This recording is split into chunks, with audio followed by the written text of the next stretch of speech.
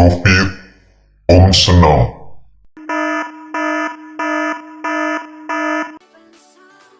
Alright guys, balik lagi bersama gue di channel yang baby, channel yang ngebahas putar cryptocurrency and gaming. Oke, kali ini gue bakal kasih tips ke kalian gimana caranya kita menghindari aset yang kita simpan di wallet crypto kita biar nggak hack ya teman-teman. Karena banyak banget kemarin itu kasusnya, apalagi untuk kalian yang memakai Trust Wallet, MetaMask, yang jaringannya Binance Smart Chain itu banyak banget yang udah jadi korban hacker ya. Dan bisa dibilang aset yang dicuri dari hacker itu BNB-nya lumayan ya totalnya ya. Dan di sini gue bakal kasih tips gimana caranya kita ngehandle itu semua, setidaknya kita meminimalisir biar kita nggak jadi korban selanjutnya ya teman-teman ya. Nah, virusnya tersebut itu biasanya berbentuk atau namanya itu malware ya teman-teman. Nggak ada bentuknya sih virus guys ya.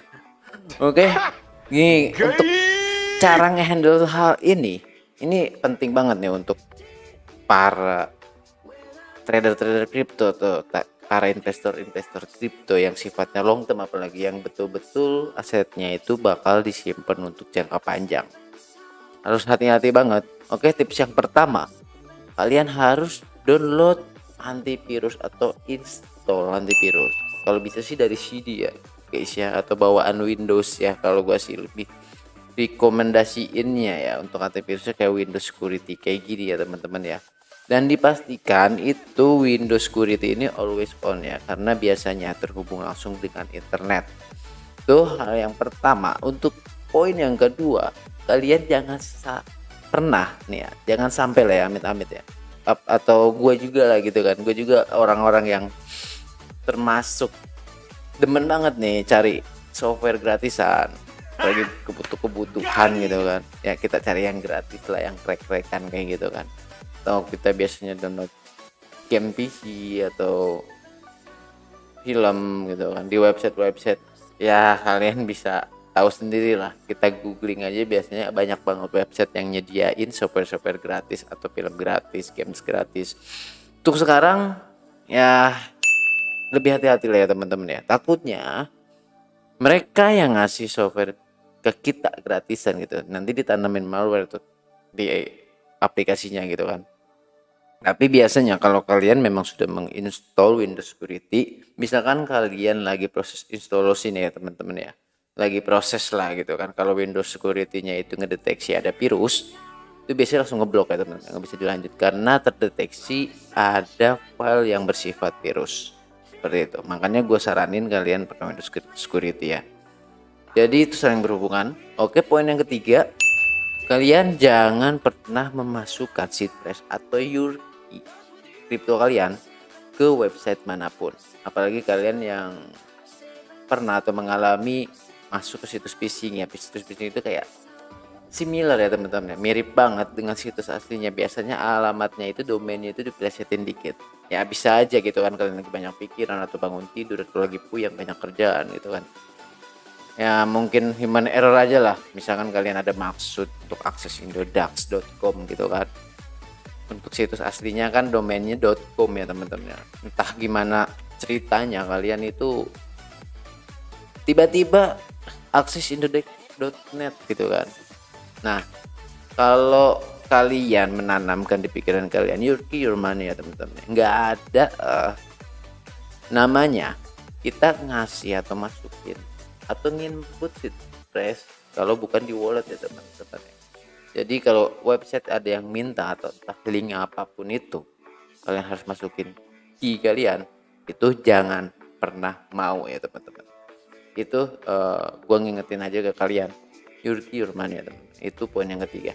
Oke, untuk poin yang keempat, kalian setelah memakai wallet kalian, biasanya kan kita untuk di PC ya biasanya simple ya, kita pakainya Chrome extension kayak gua gini nih teman-teman nih.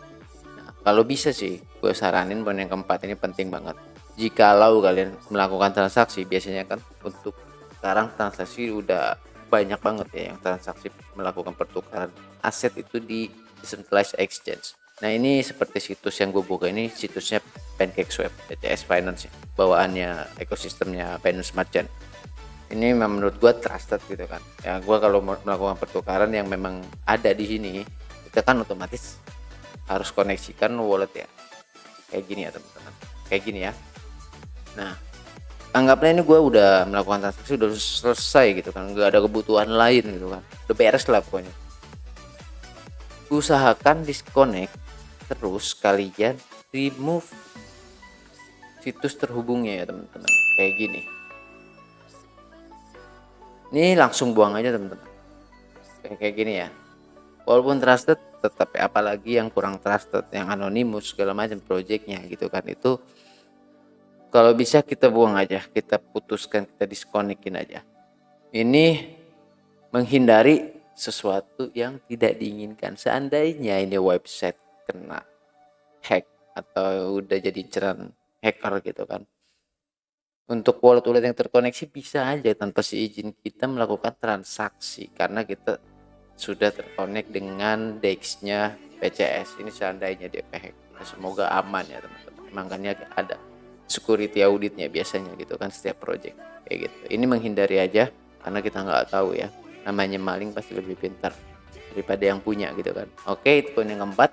Poin yang terakhir, kalau memang kalian pengen aman banget gitu kan teman-teman, kalian itu termasuk long term investor gitu kan, yang pastinya kalian asetnya banyak gitu kan, naruhnya itu dalam jangka waktu lama, jarang dibuka juga, atau kadang sesekali ya dibuka karena kita mau nyimpen aset-aset baru atau melakukan pertukaran gitu kan.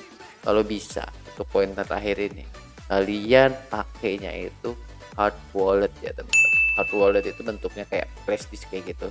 Ini contoh gambarnya. Nah, kalian bisa cari di e-commerce banyak banget. Sevol kayak gitu. Mereknya macam-macam sih. Kalian bisa cari aja spek-spek yang kalian mau. Kalau untuk di toko komputer gue kurang tahu sih udah ada apa belum. Nah, ini lebih aman banget karena kita melakukan transaksinya nanti kita harus setting pinnya sendiri, dan hard wallet ini nggak pernah terhubung ke program manapun. Seperti itu. Lebih aman lah dari virus-virus hacker-hacker kayak gitu ya. Karena untuk virus ini, si malware ini biasanya langsung akses dari dalam ya teman-teman ya. Dari PC kita sendiri. Biasanya kan untuk emailnya ini kan biasanya ya namanya PC pribadi, pasti kita emailnya udah sign in ya teman-teman, dan posisi login gitu kan. Kalau kita harus login logout ya ribet banget gitu kan. Nah, nantinya mereka bisa hack email kita atau akses wallet kita. Dan gua saranin untuk kalian yang punya private key atau seedpress, jangan pernah dimasukin ke Google Drive ya teman-teman. Seandainya email kalian kebobolan, habis semua aset kalian.